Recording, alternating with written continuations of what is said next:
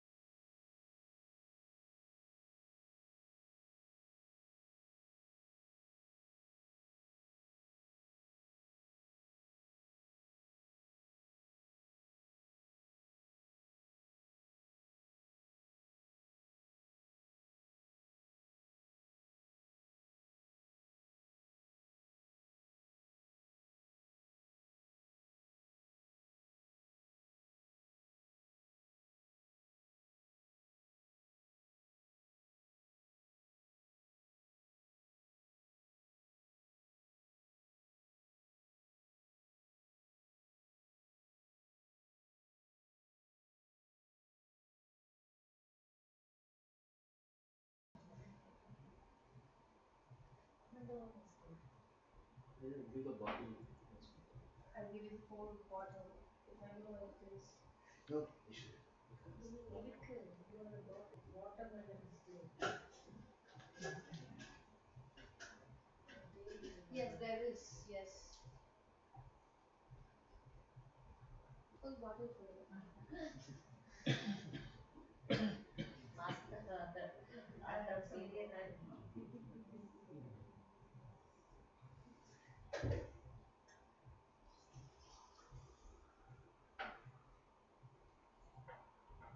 Just to tell you that my body has not been well, but I'm talking to it.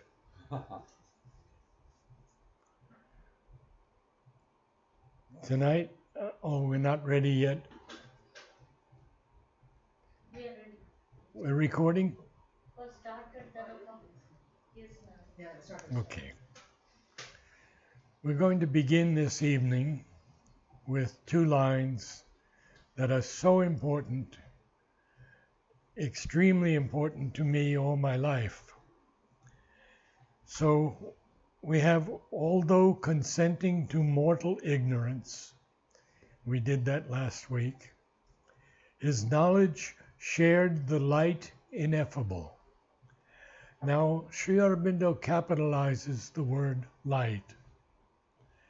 And he tells us that light is primarily a spiritual manifestation of the divine reality, illuminative and creative. Material light is a subsequent representation or conversion of it into matter for the purposes of the material energy. And now this is, I'll never forget this. Our sense, by its incapacity, has invented darkness. In truth, there is nothing but light. Only it is a power of light, either above or below our poor human vision's limited range. For do not imagine that light is created by the suns. The suns are only physical concentrations of light. But the splendor they concentrate for us is self-born and everywhere. God is everywhere, and wherever God is, there is light. And that is from the hour of God. Now, Mother tells us that the light, this is a note that she wrote to my friend Dimitri von Morenschild, and he shared it with me. Of course, now it's all over, but it's wonderful. The light is everywhere. The force is everywhere. And the world is so small. Oh. So what we have to understand by this extraordinary passage is that the divine in his transcendence is perfect, immutable, and only when he comes down, he diminishes his power of light until it seems to us almost darkness, but it is not. And so he tells us that there is nothing but light.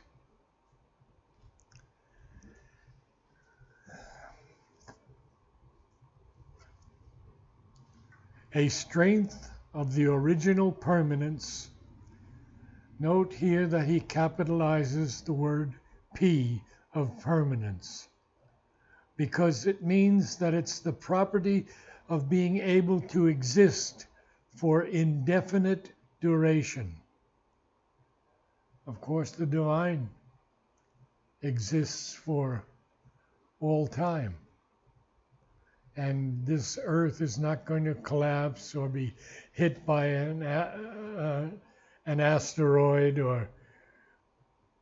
or be destroyed by another war.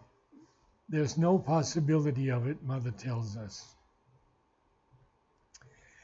Entangled in the moment and its flow, he kept the vision of the vasts behind.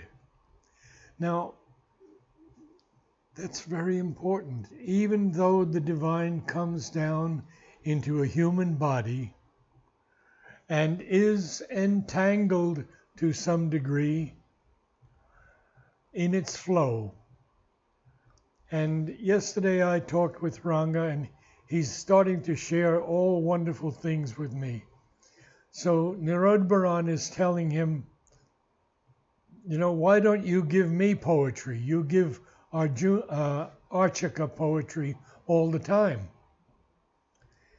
And Sri Aurobindo says, Archaka is twice the man of sorrows that you are. But then Sri Aurobindo says to him, what time do you want to write poetry? He says 2 p.m. Sri Aurobindo says, okay. And he comes down and gives him poetry. Oh. Archaka.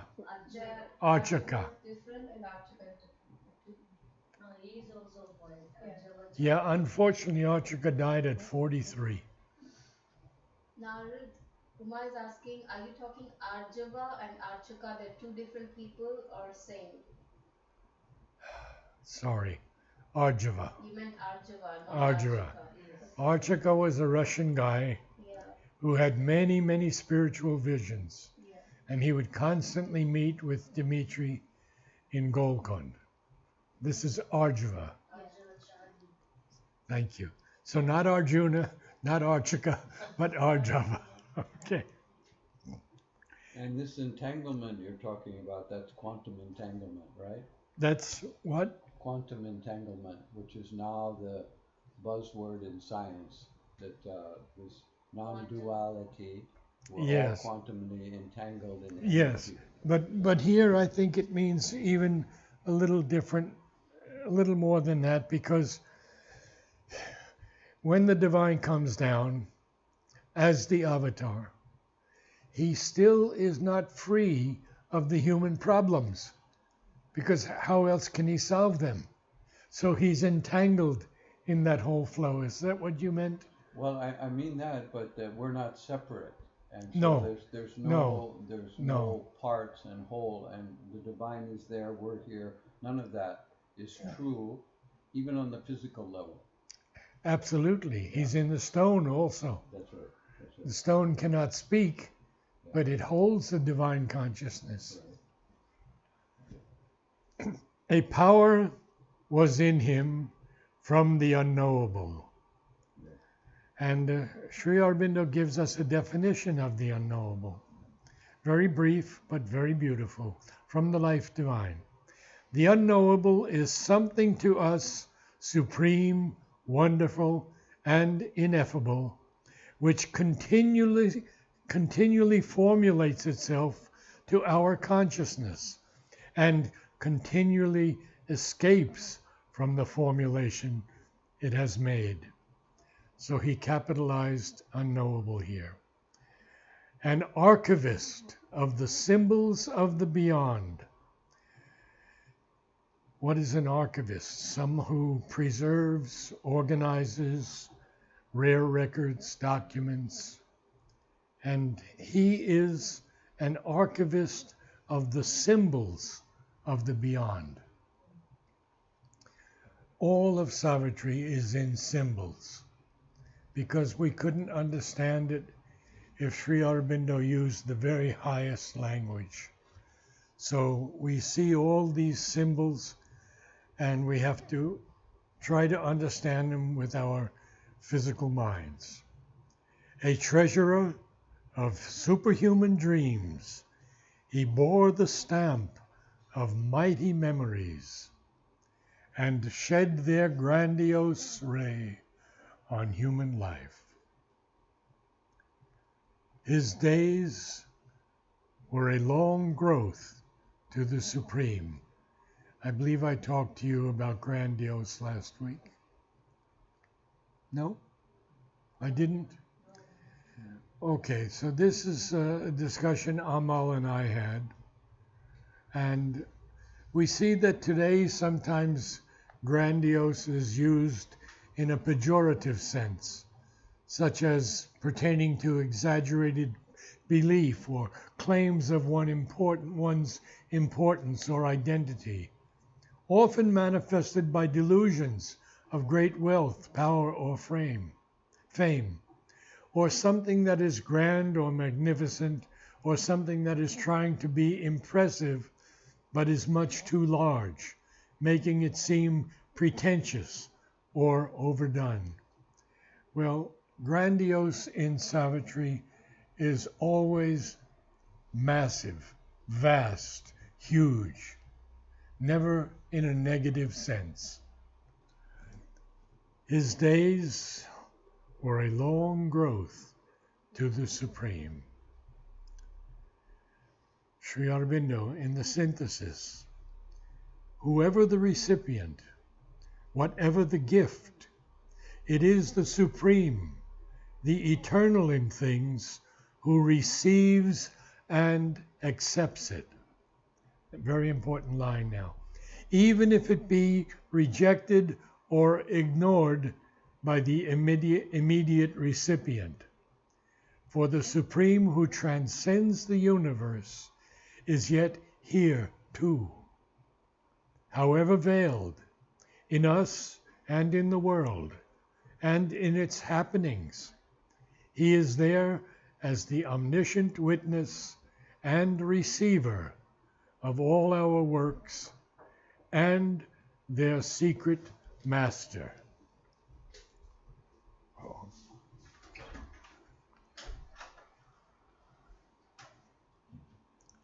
Namaste.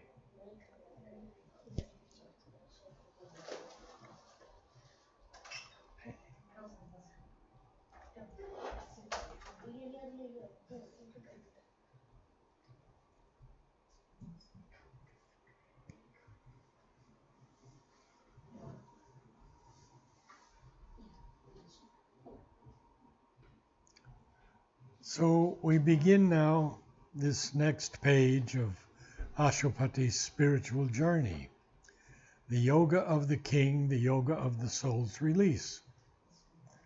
So we look at what Ashwapati is experiencing, and we look at him also. And he is called a skyward being, nourishing its roots on sustenance from occult spiritual founts. So what are these occult spiritual founts? Sri Aurobindo gives us an exact meaning of the term. And let me first give you the standard definitions from our Western dictionaries.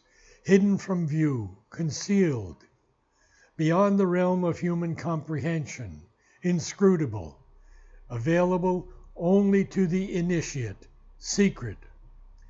But Sri Aurobindo tells us the ancient knowledge in all countries was full of the search after the hidden truths of our being, and it created that large field of practice and inquiry which goes in Europe by the name of occultism. We do not use any corresponding word in the East because these things do not seem to us remote and abnormal as to the Occidental mentality. They are nearer to us, and the veil between our normal material life and this larger life is much thinner. So we see that Ashwapati, a skyward being, nourishing its roots on sustenance from occult spiritual founts, climbed through white rays to meet an unseen sun.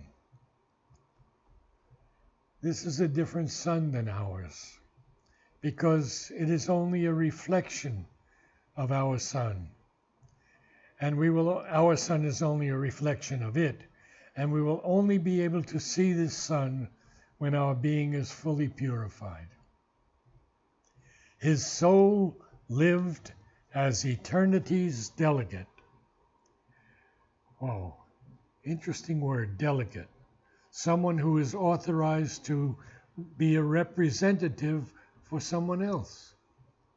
So his soul, Ashwapati's soul, Sri Aurobindo's soul, lived as eternity's delegate. His mind was like a fire assailing heaven, his will a hunter in the trails of light.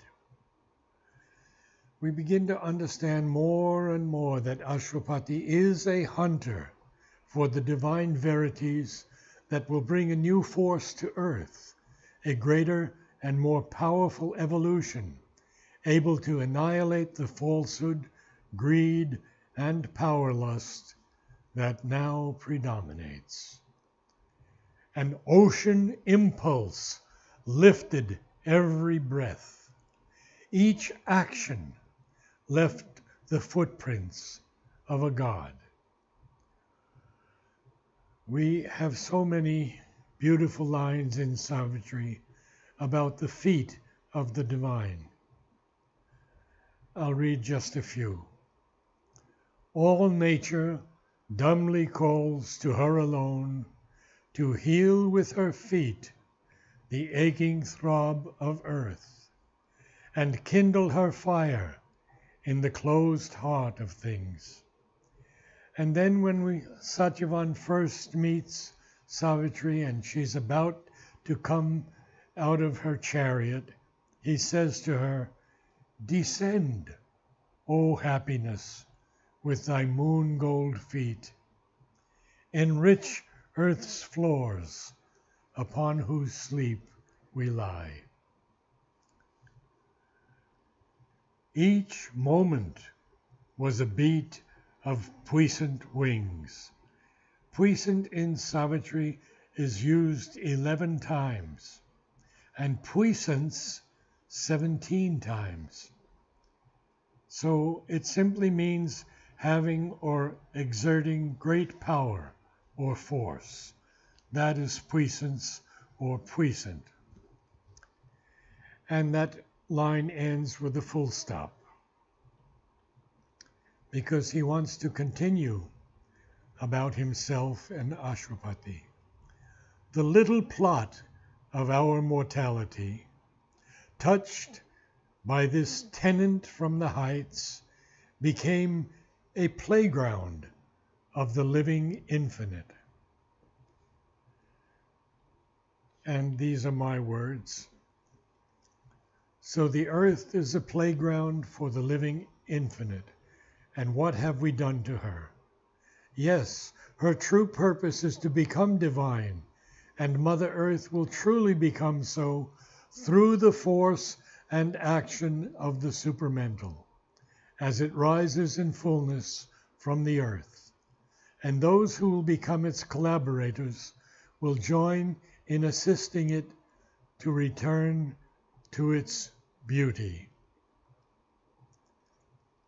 Perhaps some of you have heard of my beloved friend Mona Pinto, who was for many years in charge of Golkund, a magnificent structure to house ashram inmates and disciples, whose construction was overseen by Mother.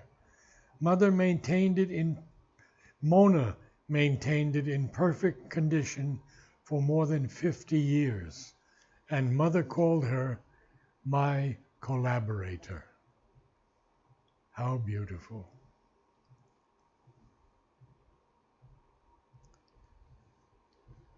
This bodily appearance is not all. The form deceives. The person is a mask. Hid deep in man, celestial powers can dwell. Notice the word can dwell. Yes, they can and will dwell within us if we consciously open to them. His fragile ship conveys through the sea of years an incognito of the imperishable. Incognito is a concealed identity.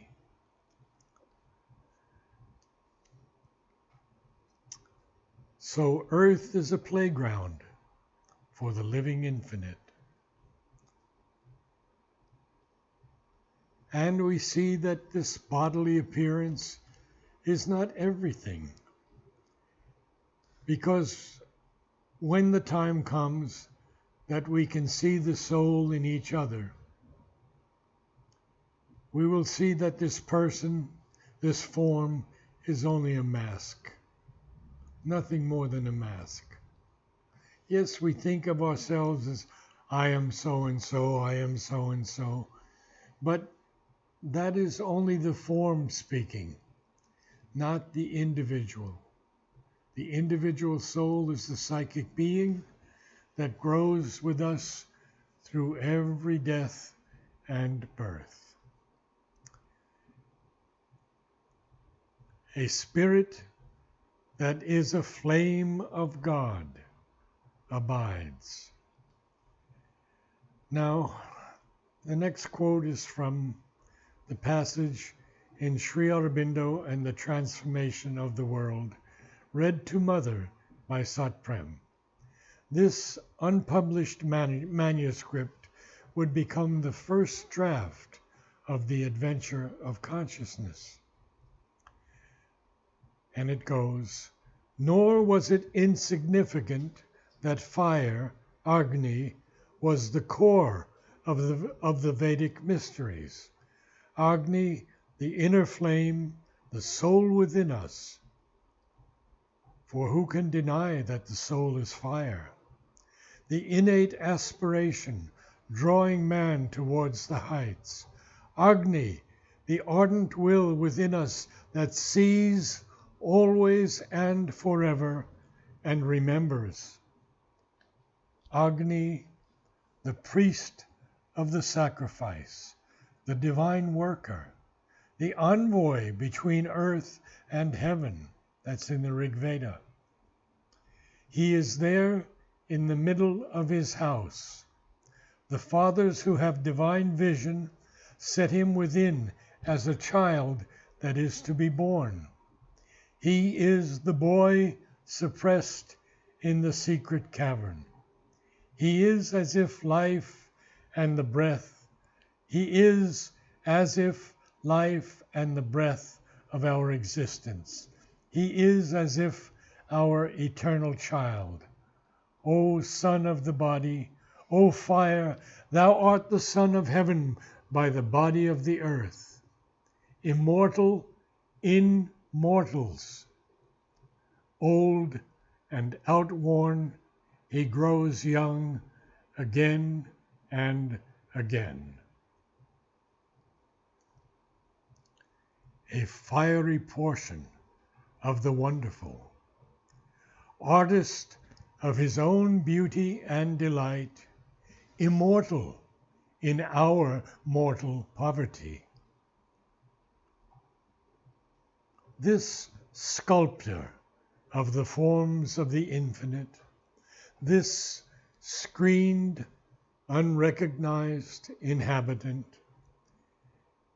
initiate of his own veiled mysteries, hides in a small dumb seed his cosmic thought. Now, to share with you something about this seed image that Ranganath is so strong about. When we have a seed, let's say we have a little oak seed, and we plant it, can we see the huge oak tree that is coming out of that seed? Not yet. One day we will. So this seed is extremely important in this concept. Dumb here, of course, is always silent or mute, not stupid. That's colloquial English. And yet, he is a dumb seed, hides in a small dumb seed his cosmic thought. In the mute strength of the occult idea, determining predestined shape and act. I'm going to go back. Passenger from life to life, from scale to scale,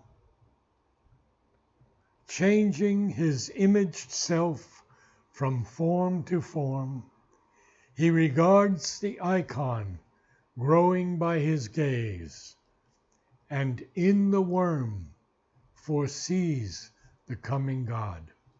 What lines? So we have to go back a little bit to discuss some of these. In the mute strength of the occult idea. Now, Sri Aurobindo has a lot to say about the idea, and he capitalizes it here. In fact, sometimes as a synonym for the supramental, he calls it the real idea, or the gnosis. So there are many terms he uses for the supramental.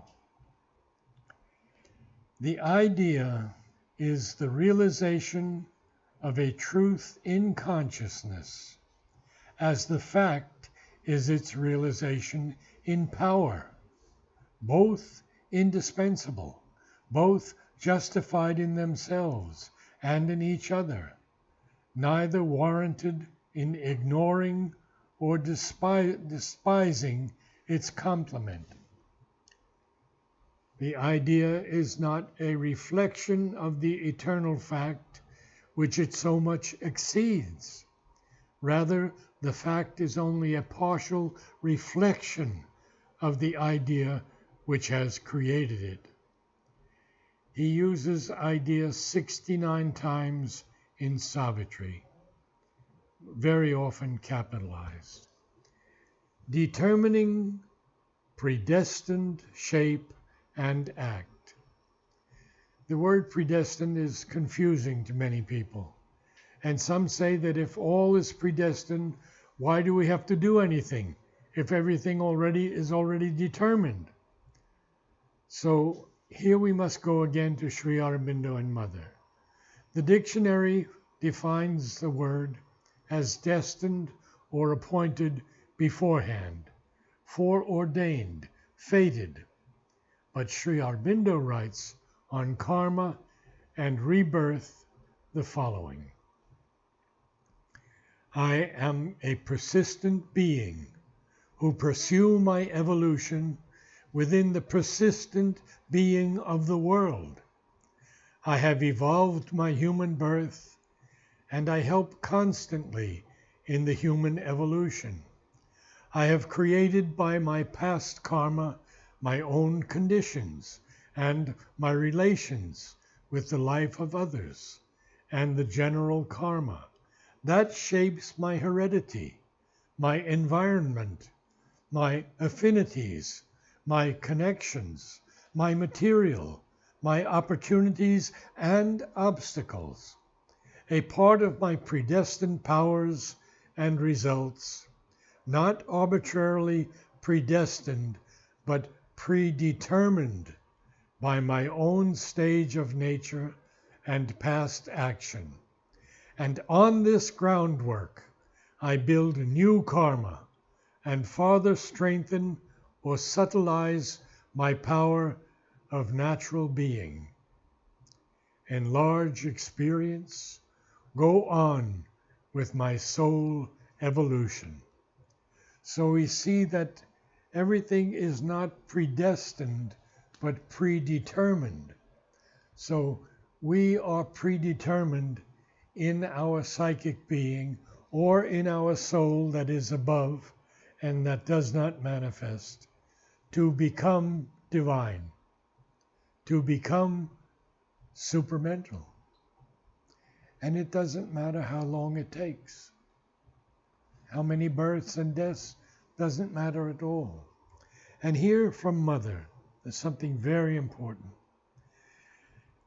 But there is indeed right in the depths of the being, especially of those who are predestined, that's understood, but still a being which not only presides over one's destiny, not only aspires for identification with the divine, but has the power to govern the circumstances of life, and in fact to organize them in spite of the outer will, which very often revolts and does not want the circumstances as this inner consciousness, which is fully clear-sighted, has organized them. And it is only much later, when one becomes aware of it and looks back at his life, that one realizes that all this was wonderfully organized by a complete clear-sightedness of what was necessary in order to lead him there, just where he had to go. Most often the things which you took for accidents or misfortunes or even tragedies, or even for the blows of fate, for attacks of the adverse forces, all this, almost all without any exception, was a marvelous, perspicacious, and admirably executed plan to lead you just where you had to go by the shortest road. Of course, this is not always absolute, because it depends on the importance of the individual in relation to the importance of the surrounding circumstances. That's why I said at the beginning, predestined being.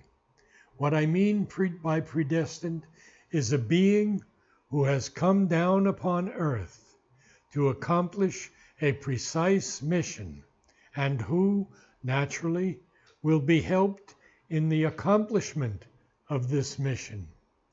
It may be a very modest mission, but it is a precise one that he has to accomplish upon earth. And what we learn from Mother and Sri Aurobindo is that each of us has a specific mission in this life, and it is up to us to find it. Some of us have been blessed by the Mother, and we know our mission, our work in life. Others can still find it no matter what age, if they are sincere. Passenger from life to life, from scale to scale. So this is clearly that we are passengers on this earth, proceeding from life to life in a gradual evolution that is not flat, but spherical. Very important.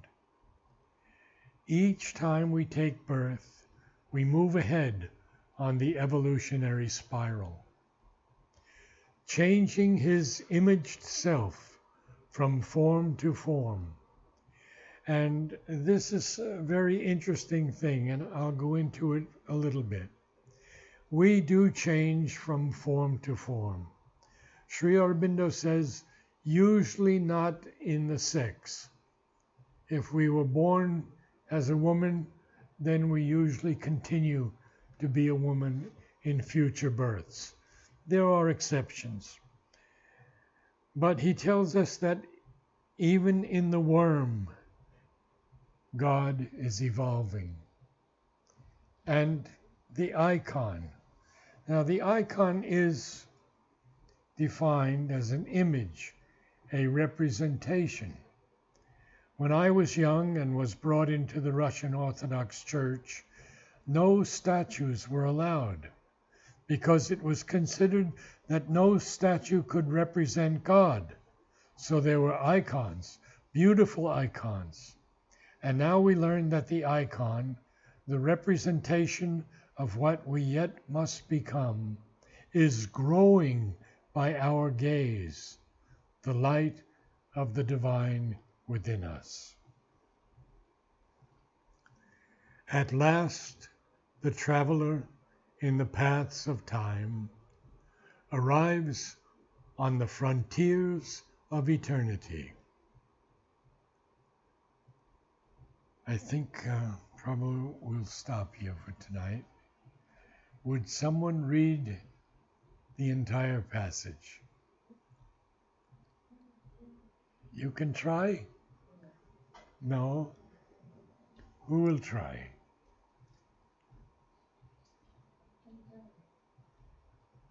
B read for us last week. How about Bhaskar? I can. Huh? Good. Very good.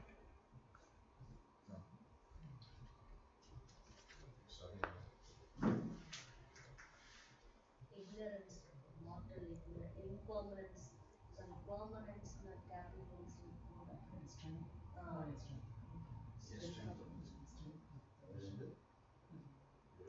Remember the line about light. That ends with what? What is the line that The ends with? strength of the word. yeah, until strength of God. When we Yeah, finish, this is the Yeah, I understood the starting of it, but where is the end? this is the Time. forms of form, and then conceived, and the frontiers of strength. Narrates on the frontiers. Coming God. No, he also said that at last the traveler in the paths of time arrives on the frontiers of eternity. Beautiful. Okay.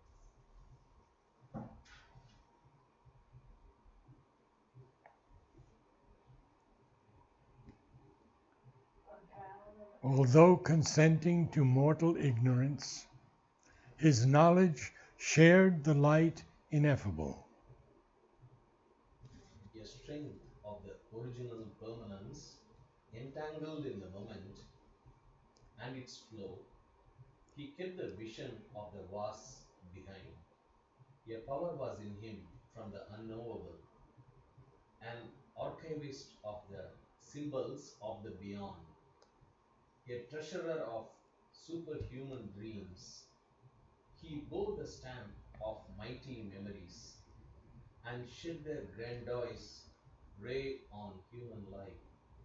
His days were a long growth to the supreme, a skyward being nourishing its roots, on sustenance from occult spiritual forms, climbed through white rays to meet an unseen sun. His soul lived as eternity's delegate. His mind was like a fire assailing heaven, his will a hunter in the trails of light. An ocean impulse lifted every breath. Each action left the footprints of a god. Each moment was a beat of Hussein wings. The little plot of our mortality, touched by this tenant from the heights, became a playground of the living infinite. This bodily appearance is not all. The form deceives, the person is a mask. Hid deep in man, celestial powers can dwell. His fragile ship conveys through the sea of years, an incognito of the imperishable. A spirit that is a flame of God abides, a fiery portion of the wonderful, artist of his own beauty and delight, immortal in our mortal poverty. This sculptor of the forms of the infinite, this screened, unrecognized inhabitant, initiate of his own veiled mysteries, hides in a small dumb seed his cosmic thought.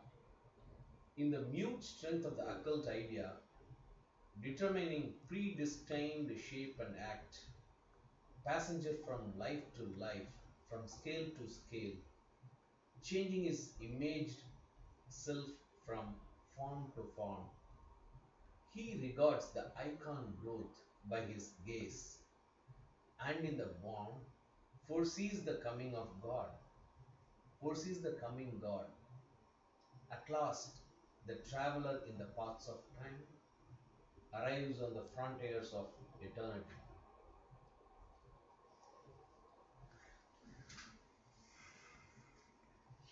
Maybe we could have a few moments of meditation.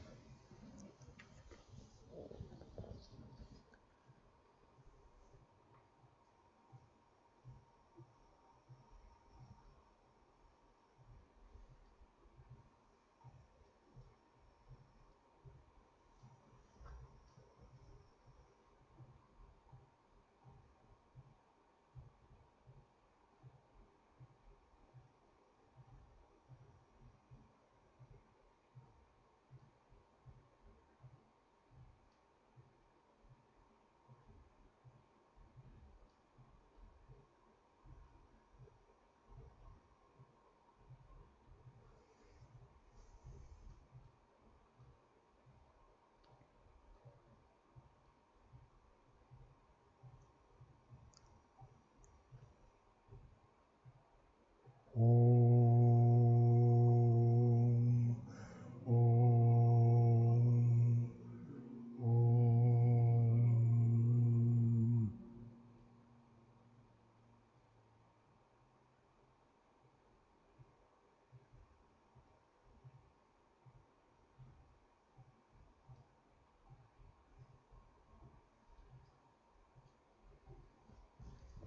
Namaste. Namaste. Namaste.